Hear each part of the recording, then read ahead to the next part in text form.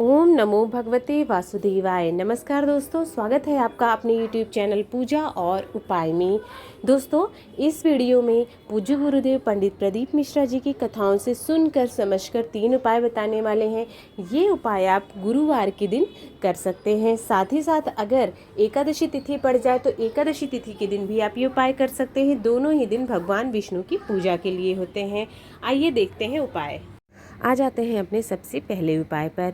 पहला उपाय जो है वो है धन संपदा के लिए। घर में धन संबंधी कोई भी परेशानी है, कमाई से ज़्यादा खर्चा हो रहा है या फिर ऐसे भी धन के अलावा और कोई भी परेशानी है, किसी भी तरह के कष्ट दुख परेशानी है, तो भी आप इस उपाय को कर सकते हैं। सिर्फ धन के लिए ही नहीं, बाकी अगर धन संबंधी कोई भी समस्या है तो भी आप इस उपाय को कर सकते हैं, क्योंकि चना की दाल का उपाय है और चने की दाल को स्वर्ण के समान माना जाता है।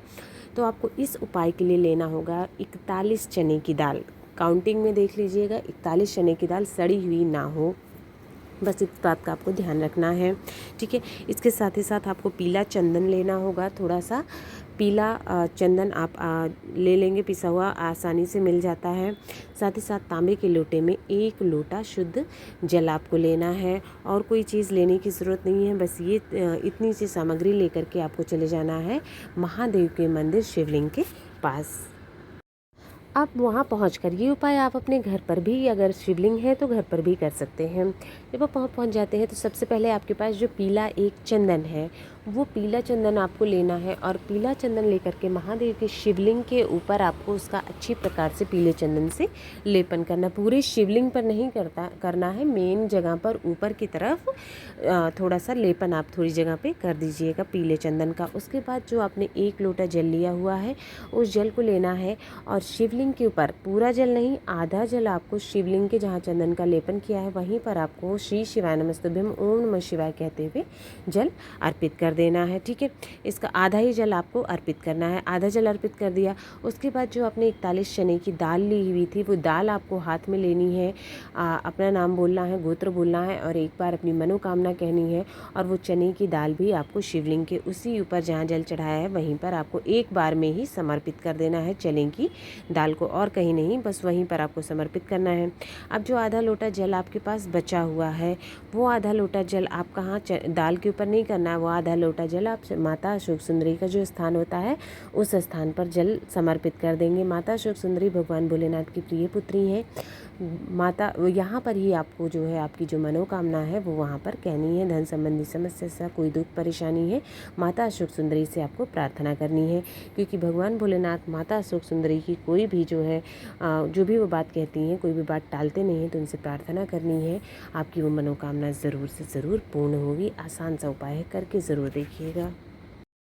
अब आते हैं अपने दूसरे उपाय पर। दूसरा उपाय है बीमारियों के लिए। बीमारी का मतलब क्या है, कोई स्पेसिफिक बीमारी नहीं है, यही कैसी भी बीमारी है, लंबे समय से चल रही है, शुगर की, बीपी की, या फिर कोई नई बीमारी है, या अक्सर कोई बीमार हो जाता है, तो कैसी भी बीमारी के लिए आपको, ये किसी भी सदस्य की बीमारी के लिए ये उपाय करना है। आपको लेना होगा सबसे पहले तो एक नीला फूल। कौन सा नीला फूल, कोई स्पेसिफिक नहीं है, फूल का रंग नीला होना चाहिए। आपको कोई भी नीले रंग का फूल आप ले सकते हैं जो कि आपको आसपास आसानी से मिल जाए। साथ ही साथ आपको थोड़ा सा हल्दी लेना होगा। हल्दी पाउडर आता है, पाउडर आपको हल्दी का चाहिए, 1 चुटकी पाउडर ले लीजिएगा।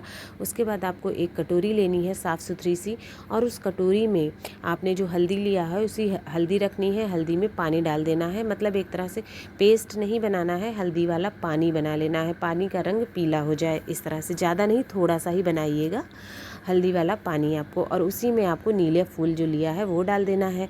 अलग से आपको एक तांबे के लोटे में एक शुद्ध जल ले लेना है और ये सब ले करके चले जाना है महादेव के मंदिर। सुबह चाहे सुबह करें, शाम चाहे शाम करें, आपको जब जहाँ पर अलाउड हो। जब आप वहाँ पहुँच जाते हैं तो आपको महादेव की शिवलिंग से पहले नंदी बाबा की फ़ोटो मिलती है, मूर्ति मिलती है। आपको जाना है नंदी बाबा की मूर्ति के पास।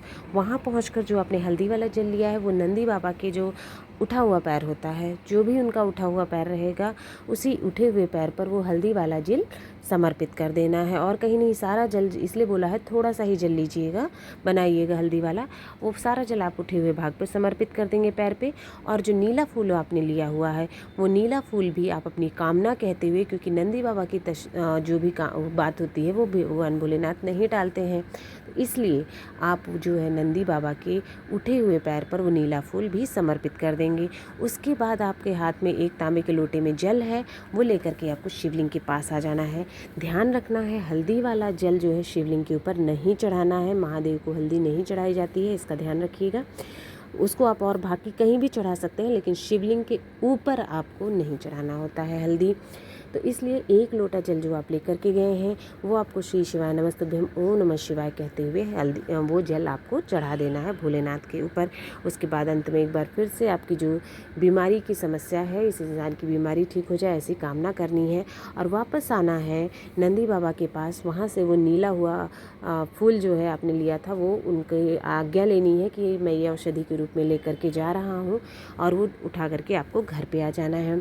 फिर आपके घर में जो भी बीमार सदस्य है उससे उस नीले फूल को टच करवाना है, छुआ देना है। उसके बाद जब भी वो नहाने जाता है तो उसके नहाने की बाल्टी में वो नीला फूल डाल देना है। 2 मिनट के लिए 5 मिनट के लिए डाल दीजिएगा उसमें, और उसी जल से उसको स्नान कर लेना है। ये उपाय आप कुछ दिन करके देख लीजिए, एकादशी कुछ 2-3 एकादशी करके देख लीजिए, उस व्यक्ति को बीमारी में उसकी लाभ होना शुरू हो जाएगा। अब आ जाते हैं अपने तीसरे उपाय पर। तीसरा उपाय है मनोकामना पूर्ति के लिए, इच्छा पूर्ति के लिए। कई दिन से आपकी कोई इच्छा अधूरी है, कोई मनोकामना पूरी नहीं हो रही है, तो फिर आपको ये उपाय करना चाहिए। इस उपाय के लिए आपको लेना होगा पीला चंदन, ठीक है, थोड़ा सा ज़्यादा मात्रा में ले लीजिएगा। और उसके बाद पाउडर अगर है तो पाउडर का आप पेस्ट बना लेना है, आपको उस पीले चंदन का पेस्ट बना लीजिएगा। उसके साथ ही साथ आपको तांबे के लोटे में 1 लोटा जल लेना है, जो कि आप ये 2 सामग्री लेनी है और कोई सामग्री की ज़रूरत नहीं है। लेकर के आपको चले जाना है भोले बाबा के मंदिर शिवलिंग के पास में। जब आप वहाँ पहुँचते हैं तो सबसे पहले जो आपने पीले चंदन का पेस्ट बनाया है, तो जो माता अशोक सुंदरी का स्थान होता है, यानी कटी भाग से लेकर के जहाँ से जल नीचे गिरता है जलाधारी, वहाँ तक का जो स्थान है उसके बीच में आपको 5 बिंदी लगानी है, ठीक है। उसी पीले चंदन से 5 बिंदी आप लगाइएगा। और जब बिंदी आप लगा रहे होते हैं तो अपनी मनोकामना भी कहते हुए जानी है कि हमारी ये इच्छा है, या हमारे घर में लड़ाई झगड़े बहुत होते हैं, परेशानी बहुत है, या ये मनोकामना है, जो भी है आपकी समस्या, वो वहाँ पर प्रार्थना करना है, 5 बिंदी लगाना है। उसके बाद 5 बिंदियों को आपस में मिला करके उस स्थान पर अच्छी तरह से लेपन कर देना है, लेप कर देना है बिंदी लगाने के बाद में। फिर 1 लोटा जल जो लेकर के गए हैं वो सारा का सारा जल आपको शिवलिंग के ऊपर कुंदकेश्वर महादेव के नाम से चढ़ाना है। किसका? कुंदकेश्वर महादेव को स्मरण करते हुए सारा जल चढ़ा दीजिएगा। जब आप जल चढ़ाएंगे तो जल बहता हुआ पीला चंदन से होते हुए नीचे गिरता है, वहाँ से थोड़ा सा जल आपको एकत्रित कर लेना है, सारा नहीं, थोड़ा जल अपने उसी लोटे में थोड़ा सा एकत्रित कर लीजिए जितना संभव हो सके। और उसके बाद वहाँ पर हाथ जोड़कर प्रार्थना करनी है, मनोकामना करनी है और वापस आ जाना है अपने घर में। जब आप अपने घर आ जाते हैं तो उस जल को आप अपने घर के हर एक हिस्से में छिड़क दें, बाथरूम को छोड़ के सभी जगह छिड़काव कर दीजिए। इससे घर की नेगेटिविटी भी दूर होती है और आपके घर में धन संपदा के आगमन शुरू हो जाता है। घर की कलह लड़ाई झगड़े दूर होते हैं। यदि आपकी कोई मनोकामना है तो वो मनोकामना भी पूर्ण हो जाती है। दोस्तों, इस वीडियो में आपको 3 उपाय बताए हैं जो कि सभी पीले चंदन से संबंधित उपाय हैं, पीली चीज़ों से संबंधित उपाय हैं और गुरुवार के दिन करने हैं। अगर आपको वीडियो पसंद आया हो तो वीडियो को लाइक करें, शेयर करें, चैनल सब्सक्राइब करें और कमेंट बॉक्स में श्री शिवाय नमस्तुभ्यम या ओम नमो भगवते वासुदेवाय ज़रूर लिखें।